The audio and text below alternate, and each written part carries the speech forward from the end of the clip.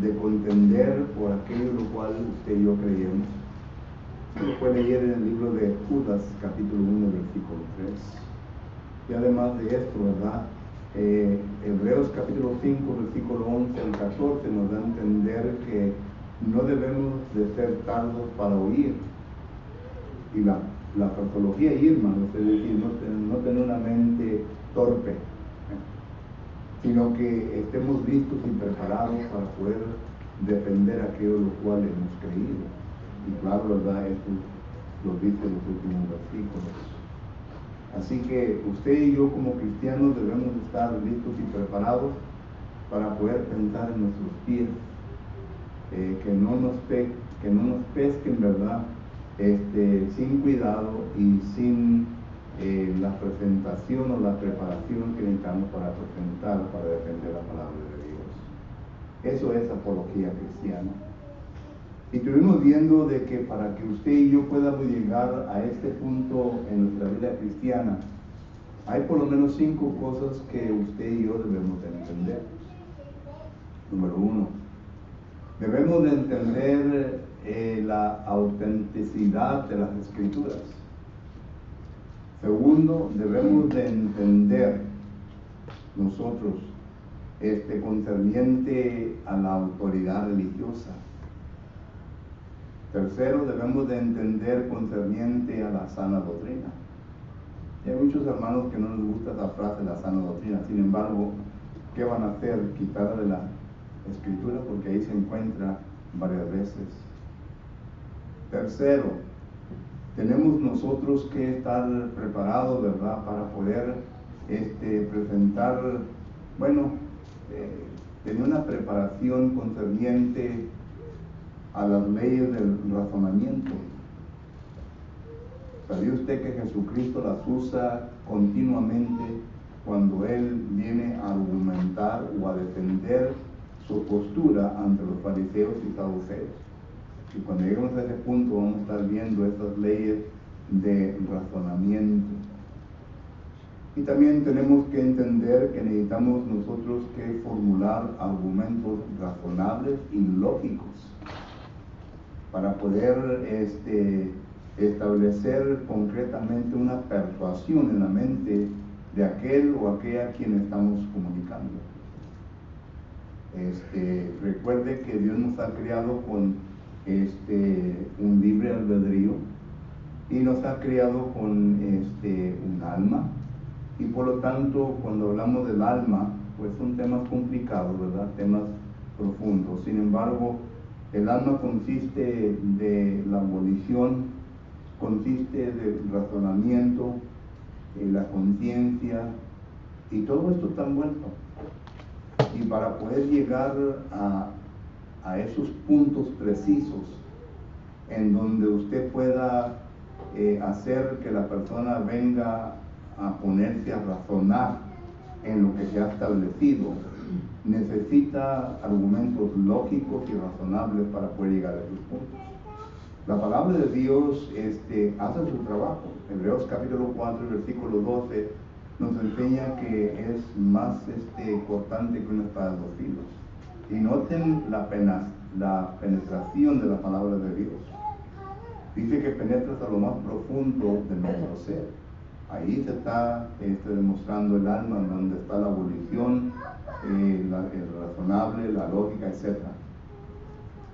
Solo que el trabajo nuestro es de formular bien, y eso es cuando digo yo lógicamente, formular bien los argumentos, que tengan sentido, que puedan llegar con lógica para que la gente se ponga a pensar. Llévelos al punto que hagan, yo nunca había visto este punto de esta manera. Ese es el propósito nuestro como cristianos. Y recuerde que tenemos la ayuda del Espíritu Santo, no de una manera milagrosa, sino por medio de la palabra. La palabra va a hacer su trabajo, hermanos. Nosotros solamente vamos a usarla legítimamente, usarla bien, como dice 2 Timoteo capítulo 2 y versículo 15.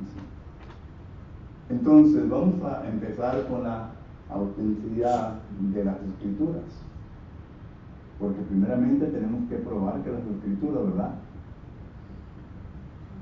Que las escrituras son verdaderas. Y claro, ¿verdad? Que uno con quien esté usted hablando va a decir, pues, me están enseñando la Biblia, pero yo no creo en la Biblia. Bueno, primeramente uno tiene que enseñarle que la Biblia no te viene a contradecir, sino que la Biblia es la verdad de Dios. Es la verdad de Dios. ¿Y por qué es la verdad de Dios? Entonces ahí están las respuestas a todas nuestras preguntas. Jesucristo dice en Juan capítulo 1, versículo 17 de la Escritura, dice que la ley vino por medio de Moisés, pero la gracia y la verdad vinieron por medio de Jesucristo. Jesucristo fue quien trajo la verdad a este mundo. Y la razón por qué trajo la verdad a este mundo es porque ya existía mucha corrupción religiosa. Ya se había desarrollado bastante falsa doctrina al tiempo que Jesucristo llegó a este mundo. Y esto fue a consecuencia de todo lo que empezó en el tiempo de la cautividad de los judíos, en los 400 años de silencio. Ahí se desarrollaron muchas cosas. Y miramos nosotros que se necesitó la venida de Jesucristo para poder, como dicen en inglés, set the record straight. La palabra para poder establecer la verdad. Él trajo la verdad. Ya para ese tiempo había mucha tradición, muchos mandamientos de hombres, como lo hay hoy en día.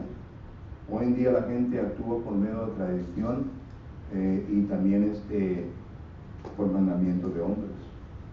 Pues no, que mi papá y mi mamá creyeron en esto, ¿verdad? Y así no queda hasta el día que me muera. Bueno, pues ¿qué respuesta es esa? Dios te ha dado un libre albedrío, Dios te ha dado una mente para que tú hagas tus propias decisiones. Y si quiere, capítulo 18, versículo 4 dice que el Padre no llevará el pecado del Hijo, ni el Hijo no llevará el pecado del Padre. Eso quiere decir, ¿verdad?, que cada quien es independiente, tiene una mente con la cual puede pensar por sí mismo. Solo que primeramente empezamos con la validez, la autenticidad de las Escrituras. Y para esto, hermanos, tenemos que entender primeramente, ¿verdad?, la infalibilidad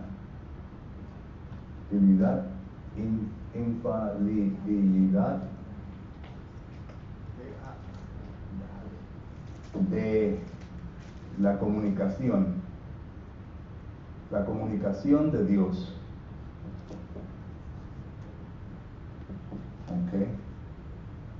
Yo siempre uso Hebreos capítulo 1 y versículo 1, porque ahí habla de la comunicación sin error, la palabra infalibilidad habla, sin error de parte de Dios. Y claro que hay mucho que se envuelve en esto, ¿verdad? Estamos estudiando sobre la revelación y la inspiración en los miércoles por la tarde, pero se envuelve la revelación del misterio de la mente de Dios a la mente del hombre.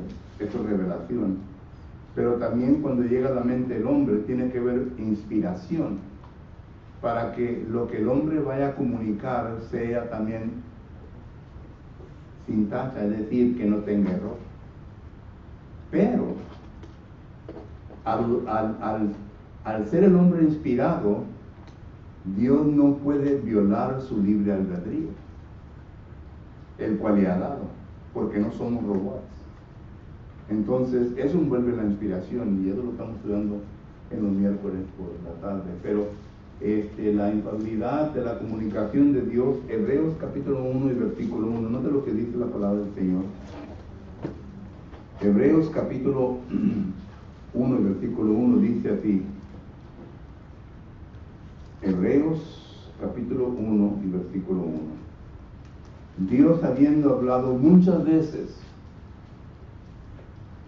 y de muchas maneras en otro tiempo a los padres por los profetas, en estos postreros días nos ha comunicado o nos ha hablado por el Hijo, a quien constituyó heredero de todo y por quien asimismo hizo el universo.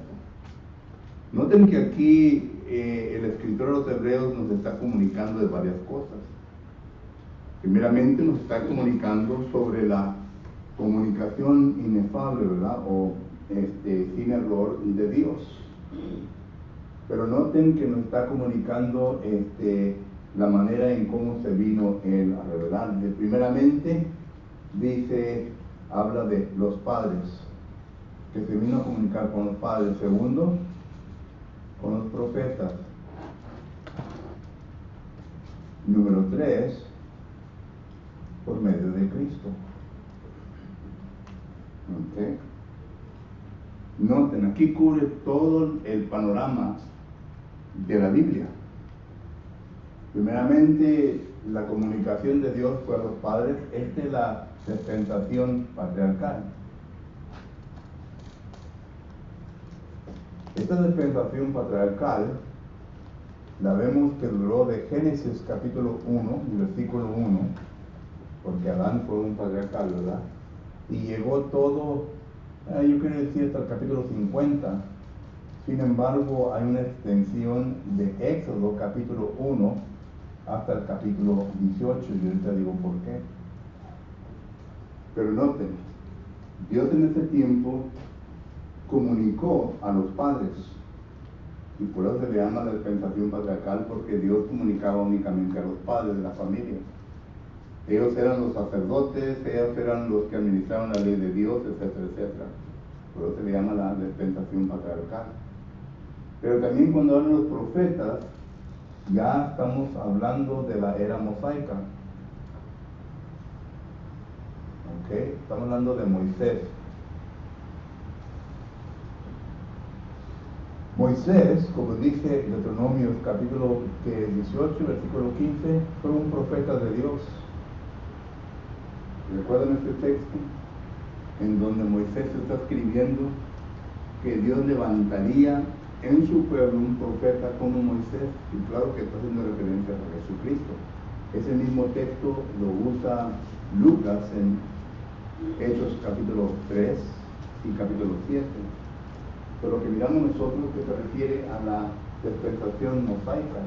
Y la dispensación mosaica empieza en Éxodo capítulo 19, todo hasta Colosenses capítulo 2 y versículos 14 y 15. ¿Okay? Y recuerde que dije esto porque esto está en un vacío, porque aquí es el nacimiento de Moisés y el desarrollo de Moisés, pero aquí es donde realmente Dios le da los mandamientos, los 10 mandamientos a Moisés, ya se convierte en profeta de Dios. Y tercero, miramos ahora que viene, dice ahora en estos días, posteriores días, habla por medio de Cristo. Y claro, ¿verdad?, que esta es la dispensación cristiana, en la cual usted y yo vivimos. ¿Okay? En la cual dice que se iba a establecer en los posteriores días. Estamos viendo en los posteriores días.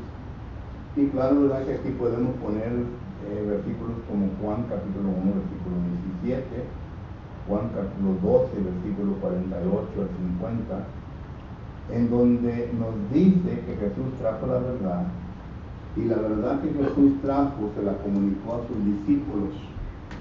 Y esa verdad que le comunicó a sus discípulos es lo que se ha establecido como ley de Cristo para nosotros. Usted y yo ahora tenemos que seguir no la ley patriarcal, no la ley mosaica, sino que la ley de Cristo. Tenemos que estar sujetos a esa ley. ¿Okay? Por eso es que cuando viene el juicio final, ¿verdad?, en Apocalipsis capítulo 20, versículo 11 en adelante, dice que se abrieron libros. Y es mi opinión, hermano, que se abrieron libros porque cada dispensación tuvo libros. De los fieles en la era patriarcal, de los fieles en la era mosaica, y claro, verdad, que también de la era cristiana. Y cada quien va a ser juzgado conforme a la ley en la cual vivieron. Dios sería un Dios injusto si acaso viene a juzgarle con una diferente ley en la cual usted nunca vivió. ¿Okay? Y aún aquí en el mundo hoy en día, ¿verdad?, nosotros no somos juzgados por la ley de Rusia, por la ley de México o por ninguna otra ley, únicamente la ley de Estados Unidos. por lo que miramos nosotros paralelo en todo esto. Pero cuando hablamos de la autenticidad de la Escritura, tenemos que entender que lo que Dios nos ha comunicado de Génesis capítulo 1, versículo 1, hasta el último versículo de Apocalipsis, no hay contradicción.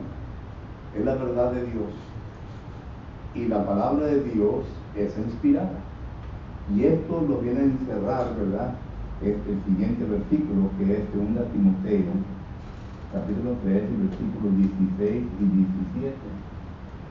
Dice que la Escritura, es decir, lo que se refiere a la Biblia, porque ya sí, ahí no podemos decir que es únicamente el Nuevo Testamento. Vaya conmigo a 2 Timoteo, capítulo 3, versículo 16.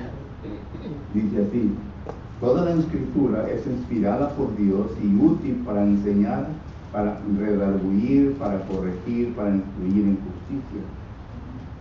Cubre todos los puntos. Número 1, ¿verdad? La palabra de Dios es útil para enseñar al hombre en su necesidad. ¿Qué necesitamos nosotros?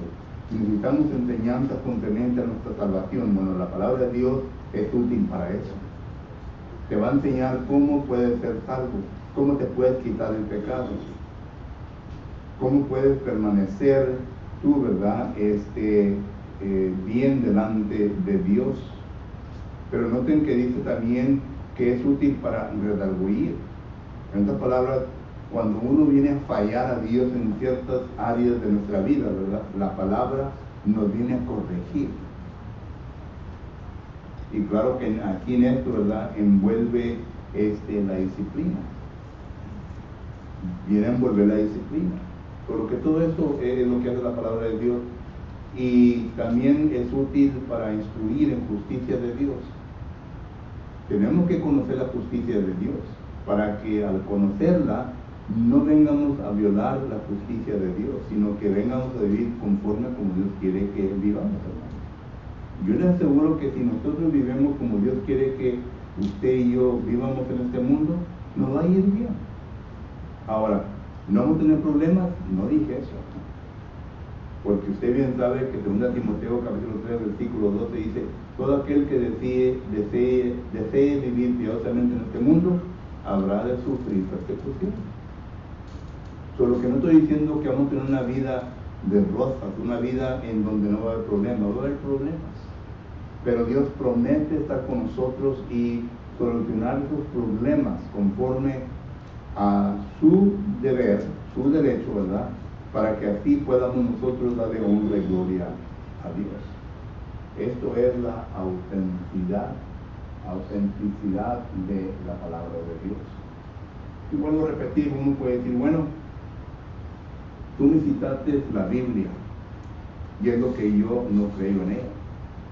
Bueno, cuando estamos hablando de manifestar o probar la autenticidad de la Biblia, no solamente hay evidencias internas, las cuales ya vimos, sino que hay evidencias externas, es decir, seculares. Cuando uso la palabra secular me estoy refiriendo a evidencias fuera de la Biblia. En la historia religiosa tenemos que entender que aquí está Cristo. Cristo enseñó a sus apóstoles,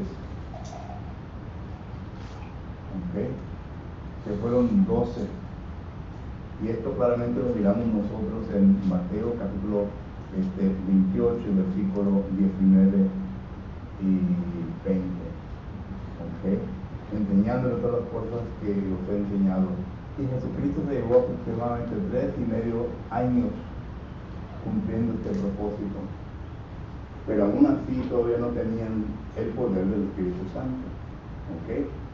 Recuerden que en Juan capítulo 16 y versículo 13, Jesucristo les promete el Consolador. Dice, cuando Él venga, el Espíritu, le recordará todas las cosas. Solo que ya entonces cuando Jesucristo se fuera a este mundo, ya iban a tener la ayuda del Espíritu Santo.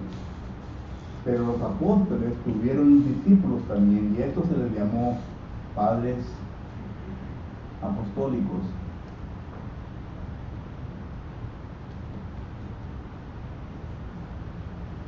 ¿Ok? Estos no fueron inspirados.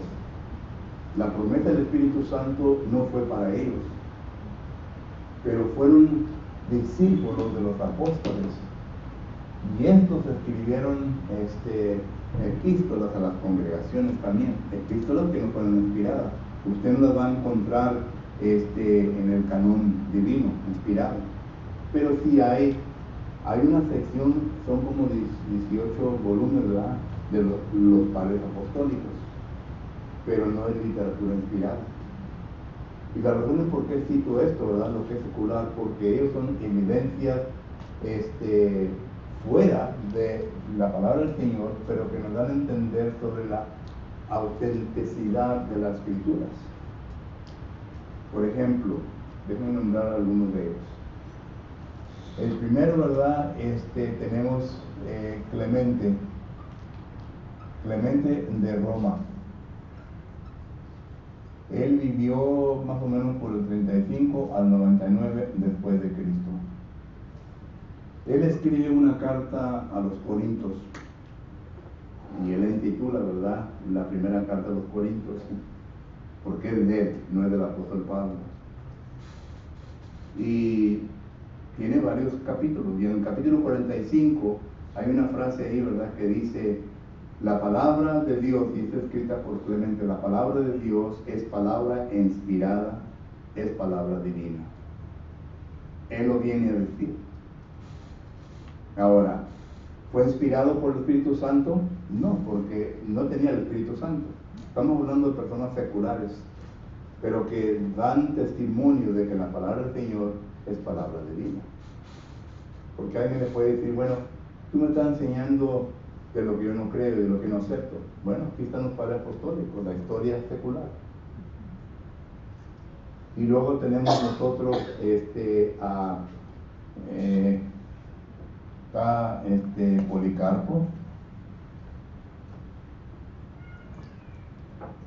Policarpo de Esmirna. Él viene a vivir del 35 al 110, y él también escribe libros y epístolas a los cristianos. Y él también viene a demostrar de que las escrituras es la palabra de Dios. Dice: las escrituras son divinas, por lo tanto no se debe de añadirle ni quitarle a las escrituras. Y claro que hay muchos más padres apostólicos. Está Ignacio, ¿quién más? Tácito, etc. Hay muchos, ¿verdad?, que se encuentran aquí como padres apostólicos. Y esto no es material, hermano, que yo lo saqué en mi cabeza. Usted puede ir al Google, ¿verdad? A lo mejor ya lo está haciendo ahorita, y busque los padres apostólicos. Ponga ahí en Google, ¿verdad?, padres apostólicos que aprobaron que las escrituras fueron auténticas, y le da todos los padres apostólicos.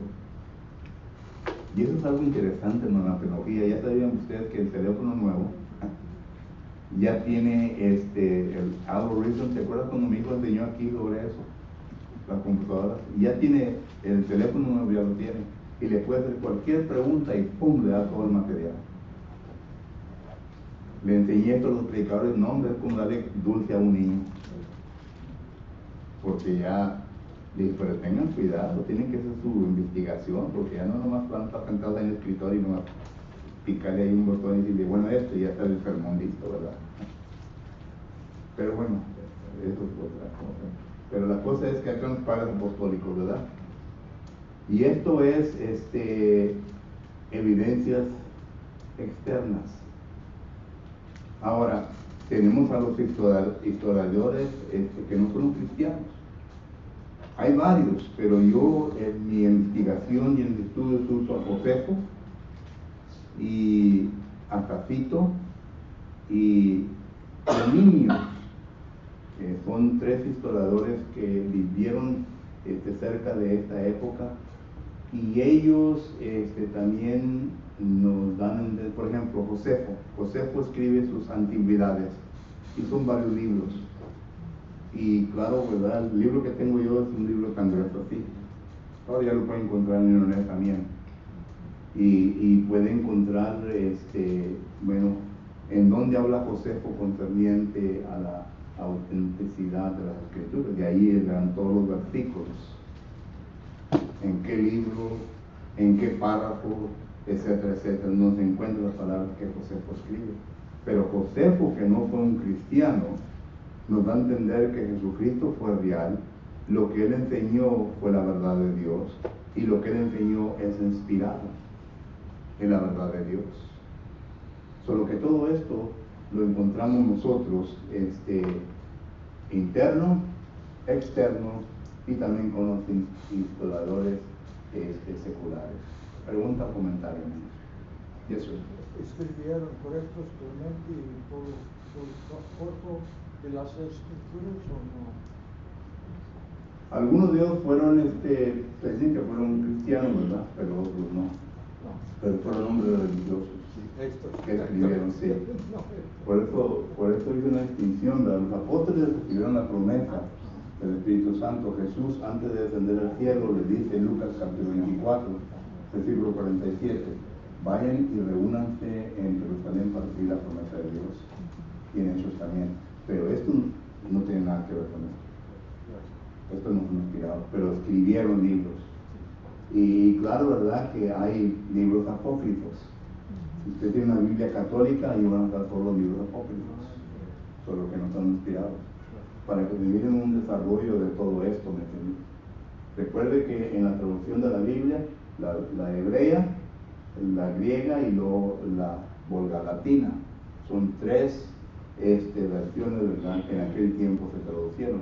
Ya para cuando vino con la latina, ¿verdad? Ahí había mucha corrupción. En la traducción del hebreo a griego se ve una poquita, ¿verdad? Pero no se ve tanta como ya con... Y es la que los católicos usaban porque predicaban en latín. Eso fue concerniente a Jerónimo, ¿sí, no? En Mateo, ¿es 28 o 18? 28. 28, 19 dice, por tanto, ir a todo el mundo, predicando el Evangelio, enseñando que por tanto, ir de todo el mundo, bautizando en el nombre del Padre, el Hijo y el Espíritu Santo, y enseñándoles, versículo 20, y enseñándoles que guarden todas las cosas que yo, Cristo, les he enseñado aquí a los apóstoles. Sí, hermano, hace rato mencionó usted 2 Timoteo 3, 16 y 17. No leyó el 17, pero cuando lo leyó ahorita el 16, dije, es que hay mucha gente en el mundo, mucha gente que no es cristiana, que creen que uno nació sin manual. Y pues aquí en la Biblia dice lo contrario. Y cuando uno compra un producto, ¿verdad? Hay manuales. Y digo, pues se copiaron de la Biblia, porque pues en muchas cosas se copiaron de la Biblia, de las leyes, ¿verdad? Y el versículo que no leyó usted, el 17, dice, dice, toda la escritura es inspirada por Dios y útil para enseñar, para redarguir, para corregir, para instruir en justicia. Y luego el 17 dice, a fin de que el hombre de Dios sea perfecto, enteramente preparado para toda buena obra. Entonces, para aquella gente, ¿verdad?, que no cree, bueno, pues según aquí la Biblia, él es el manual para el ser humano, ¿verdad?, que muchos no creen, pero es el GPS que le puede llevar al cielo. Yo un versículo porque el 17 nos da a entender que el hombre ha caído de la gracia. Sí. Ahora es imperfecto por causa del pecado, pero lo único que puede corregirnos y llevarnos a una perfección aceptable delante de los ojos de Dios es la Biblia. Amén. Es la palabra de Dios. No hay nada más, ¿verdad? Y eso es lo que Jesucristo vino a dejar. Otra cosa, hermano, perdón. Eso fue lo que cayó también Pablo. Pablo cayó también en los libros, pero no estaba siguiendo realmente. Por eso le pasó lo de Jesucristo, ¿verdad? Que Jesucristo tuvo que actuar porque Pablo estaba actuando de una manera equivocada, porque él se basaba como en Gamaliel y y en eso realmente no estaba realmente bien alineado con su conocimiento de Dios. Bueno, no. Sí, ahorita acaba de comentar, ¿verdad? De la Iglesia Católica, la Biblia son más libros. Ahí está el pecado, la Iglesia Católica, que le agregaron. Pues los libros apócrifos no son inspirados por Dios.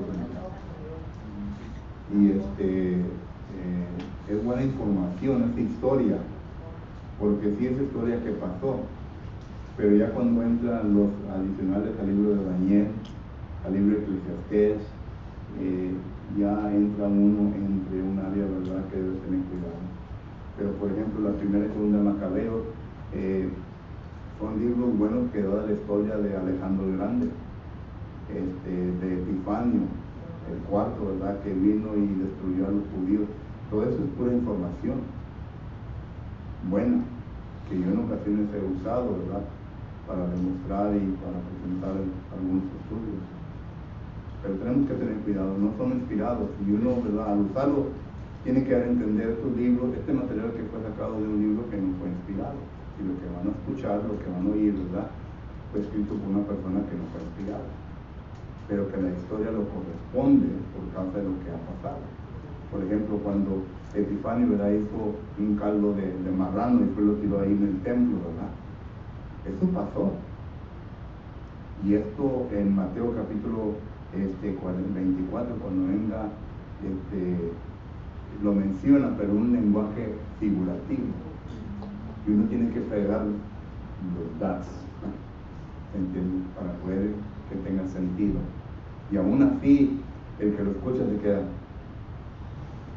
¿entiendes? Pero pues es la única manera en cómo conectar toda la historia con tal de aquí, allá y ponerlo en su lugar. ¿Hay más? Bueno. Sí, bueno. Vamos ahora, hermanos, entonces dar una invitación a todos ustedes quienes están con nosotros en esta ocasión. Si acaso entre nosotros se encuentra una persona necesitada de oraciones, estamos listos para hacerlo.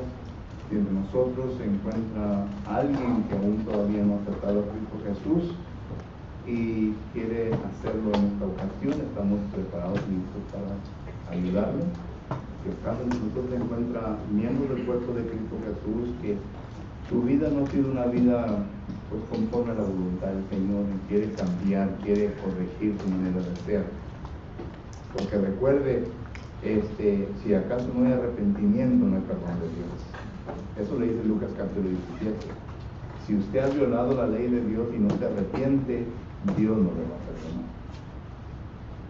Esos que dicen, bueno, Dios es amor y Él sabe bien, ¿verdad?, mis asuntos, y Él sabe bien lo que yo hice y todo. Sí, pero se necesita una admisión suya y una invitación a Él para que entre en su vida, para que vuelva a ayudarle en su vida cristiana. Y es lo que dice Lucas capítulo 17. Entonces, queremos ayudarle. No que nosotros seamos mejores que usted, pero estamos en una disposición para poder ayudarle con oración y consejos bíblicos para que así usted pueda seguir adelante.